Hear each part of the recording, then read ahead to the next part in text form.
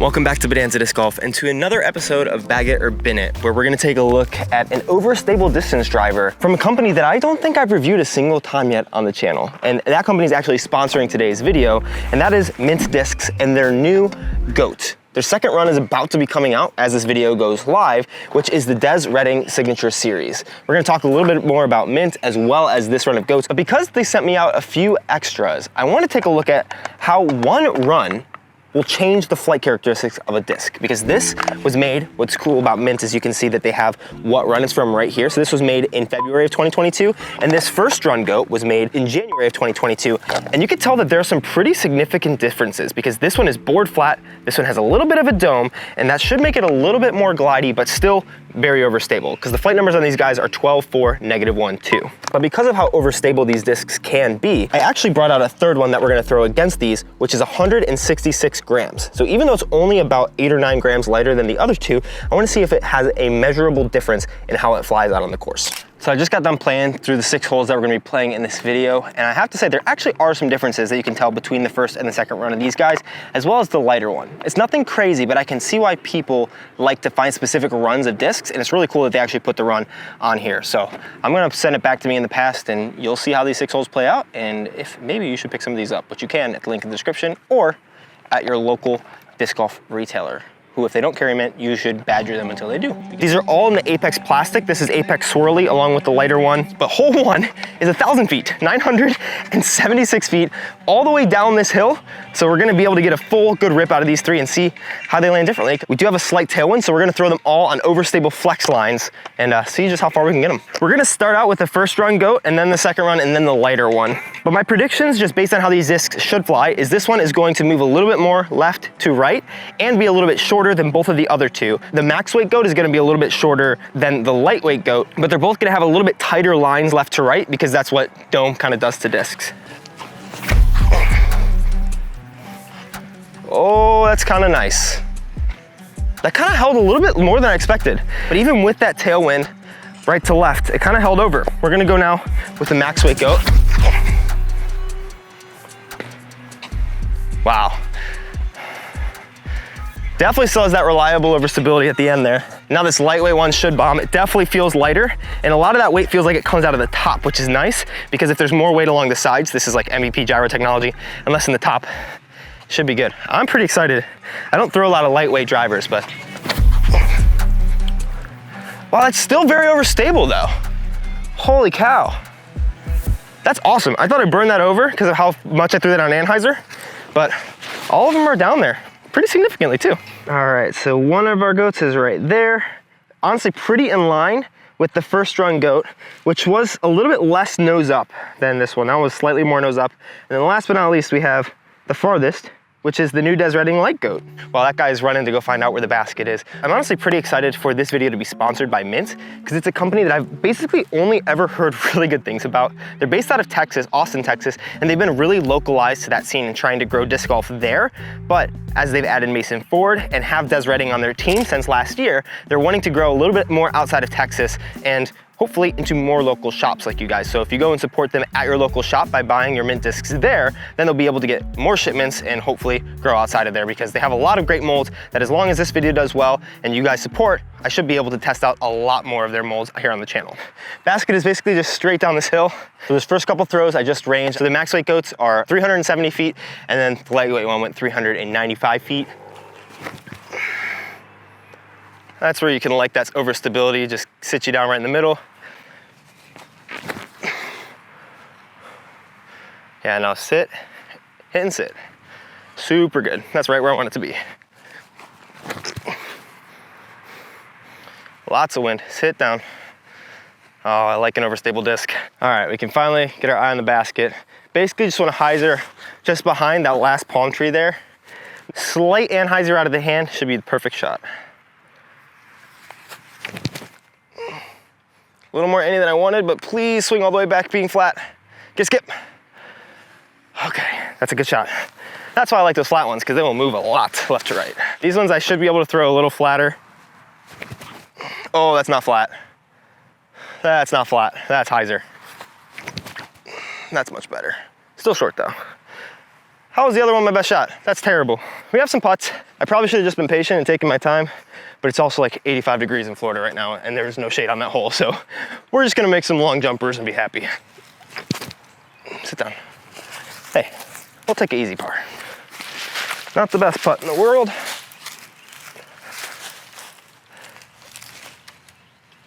Oh. All right, a little rush there means that we're only under par with the first run, even par with the other two. Not the end of the world. They kind of hold the line that you put them on for a while and then dump. So on the Anheuser, with that first run there, it just held the line for a very long time and then dumped and skipped. These two, since I put them both in hyzer, they just held the hyzer and then dumped.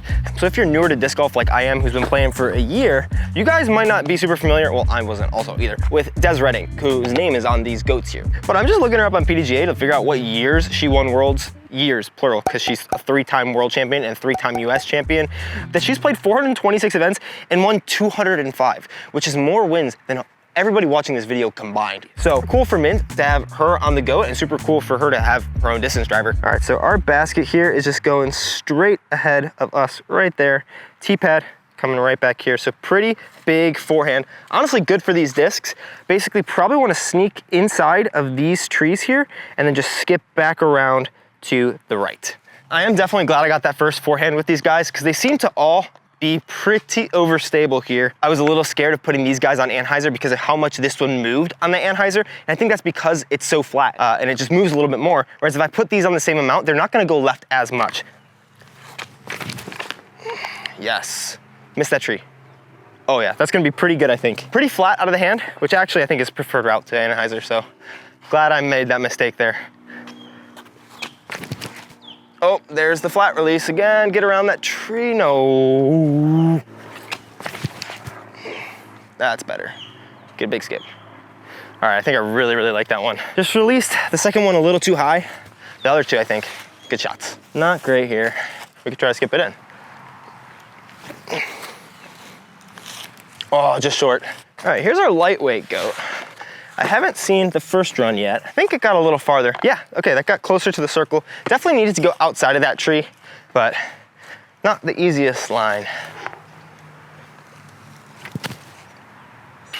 Hey, gotta make this to go 2 up, otherwise it's gonna be pars around. Hi. No! Ooh, that's kind of a comebacker that I have to make. Let's go.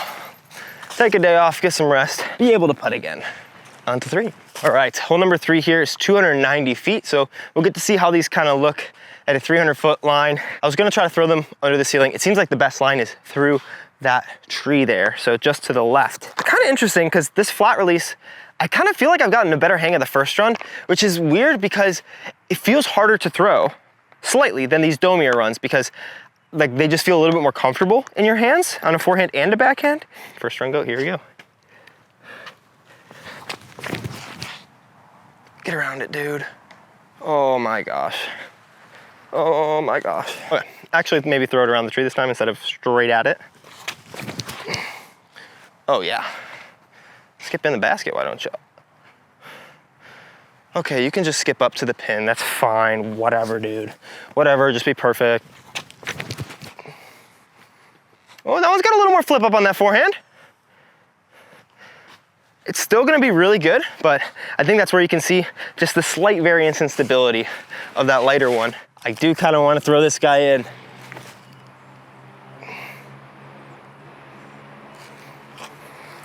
I guess I want a bogey. Oh my gosh. Don't be lazy with your putting, people. Apparently, I forgot how to putt. Oh, this guy looks a little interesting, and by interesting, I mean difficult. 344-foot par 3. Basically 2 routes around these center trees here. Looks like basket is straight through there, so I think we can try the forehand. It's gonna be a little tough. There's also the backhand line. You just gotta hit it right. And I don't trust that where that's a wide open forehand gap. So we're gonna go forehand, especially because recently this lens zooms the opposite as my other lens. Especially because recently my forehand has been kind of as good, if not better than my backhand. And I haven't been training it. So there is something to say about just resting stuff and letting your body figure it out. But I do have a forehand video coming out soon about the 2 cues that I'm doing that have helped it to be that good. I don't know if we can get inside the circle on this one with these discs right now, just because I have not been able to throw anything flat on a rope. And if I throw these guys on hyzer, they'll probably dump out around 325 and or hit a tree. We're just gonna go for the forehand line and see if we can make it happen. We're going max weight first. A little too inside, not flat enough. Oh, I saw that skip, that's not good. Just threw that a little too much hyzer. I really have been struggling remembering to roll my wrist down because I don't want to throw it into the dirt, and that's what I always feel like I'm gonna do. Get down. Oh, that's better. Okay, that one dug a little bit better, got a little higher, and they do have reliable fade even there. This one I'm gonna need to put a little more Annie because it's gonna work back even more to the right. So a little lower, a little more Anheuser. Yes, whoa, that thing is, man, I'm throwing that disc well. Skip it. Oh, I'm throwing that disc like perfectly, holy crap. I got another max weight goat that I'm gonna try as well. Really, really pretty color. I think I can actually, wow, that flight got so much left to right movement. Oh yeah, much better. Wow. That one is solid too. Okay, that definitely is glidier because that one just held straight, penetrated, and it didn't have like the very violent finish like the first runs did. Wow, those two discs cover a lot of slots. They are very hard to get up to speed because of how overstable they are, but that's a disc that I think I can grow into my bag, and I want to have one of those because I haven't really had one. That is one that is supposed to be able to flip up when you have that really pro arm speed, but starts out pretty stable, and I'm still able to throw it 370, 390, 400-ish, maybe if I got a really good hold of one. That'll help to teach me if my arm is speeding up and still be that kind of wind fighter in my bag because I haven't had one in my new bag that I've put in, so that one might make a rotation at least in my off-season bag. That's a solid mold. Make a big putt, but everything should be under par after this and just gotta mitigate and figure out the differences. Okay, par town. Man, outside the circle again. Dude. I'm glad they're all under par, but no matter what, by the end of the video, there will be a way for at least one or a couple of you guys to get your hands on some goats for free. We'll see. We'll see for free.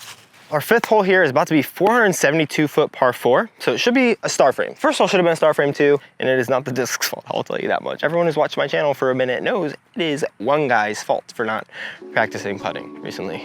This hole is going straight down to where those guys are. You see them walking right at the pin, just around that last tree.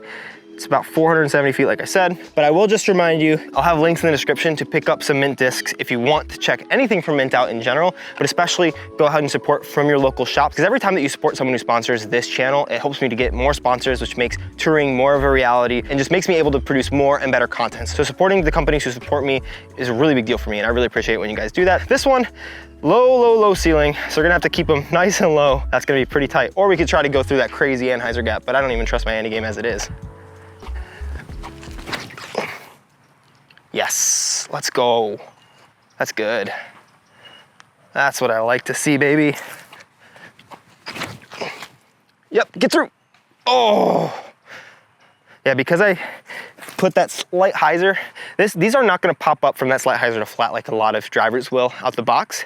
I think as they season, they probably will start to do that and then hold that flat, but you really have to put them flat if you want them to go flat, or maybe even baby Anheuser if you're a baby arm like me. Yes, that's the shot I wanted to throw, baby. Let's go. We're getting better. Okay. One of my favorite things about how overstable these guys can be is they have really good skip shots. Skip it in. Oh, what, there's a tree there? I cannot see that tree from my angle at all. I thought that shot was perfect, and then there was a freaking tree. All right, and then this is the difference. This is the first run, which didn't hit anything. I think even though the other one was slight hyzer, it was gonna go a little farther than the first run. This right here is the light goat. But we're definitely gonna have to have a little bit of touch on an Anheuser with this one, because this thing likes to move left to right in the air. Oh, Anthony. Remember what I said about this had to be a star frame? Well, if we can't star frame, maybe we can at least get one birdie. Yes, there we go. There we go.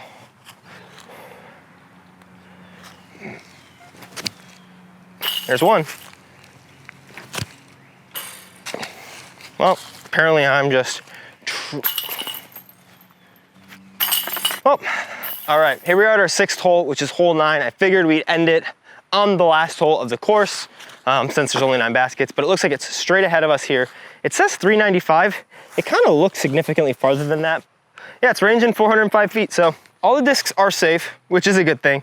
And so far, I mean, I definitely can tell the difference between these 3, though it is small. And this is what I think people say about like finding money runs of discs. Where for me, I think this new run of Des Redding goats is better, in my opinion, for what I would want than this first run goat. Even though I've been throwing this one slightly more, I think it's because it just moves side to side a little bit more than this one does.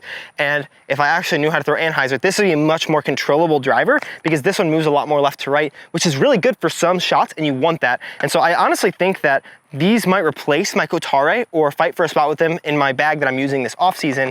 This light one I really like because it feels the easiest to throw out of all of them by far, and it still holds most of the characteristics of both of these guys, but this one is kind of more of what you'd expect from a bomber style disc than these, which are more your overstable driver. Maybe for Mason Ford, these are bombers, so honestly getting 370, 380 out of these I'm pretty happy with because these are definitely your overstable drivers, at least at my arm speed, which is probably right around 390 to 400 feet of power. But with this guy, we're definitely gonna have to throw these on a low forehand line, and I am gonna have to actually turn them all out of my hand. Since they're all pretty safe and this will be hard to bogey, I'm gonna actually throw this hole until I get a good forehand release with all of them, just to make sure that like you see how they actually fly, which is gonna be funny because you're not gonna be able to see a lot of it because, well, I can probably put you right behind the tee pad and just try to make sure I get out of the way. I think just slight Anheuser out of the hand. First one was a poor release. We're just gonna actually throw this first run well. There it is. Get under that crap. Oh, kind of got smacked down a bit. You gotta keep it even lower than that, which is kind of wild, but that thing was cooking. It just, but you could oh, did I get out of the way? Almost for sure I didn't. That definitely kept moving to the left than the right. We're gonna try to keep this one a little bit lower, a little bit more power, and actually turn over one of these second run goats for once. Definitely more power, but I did not turn it over. It's hard to focus on getting out of the way and throwing a good shot, but we're gonna try it with this other one. That's it.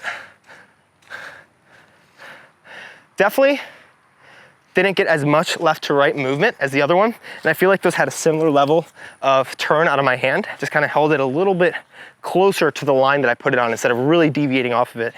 We're gonna try to just mash on this lightweight one, maybe even give ourselves a putt. Dang.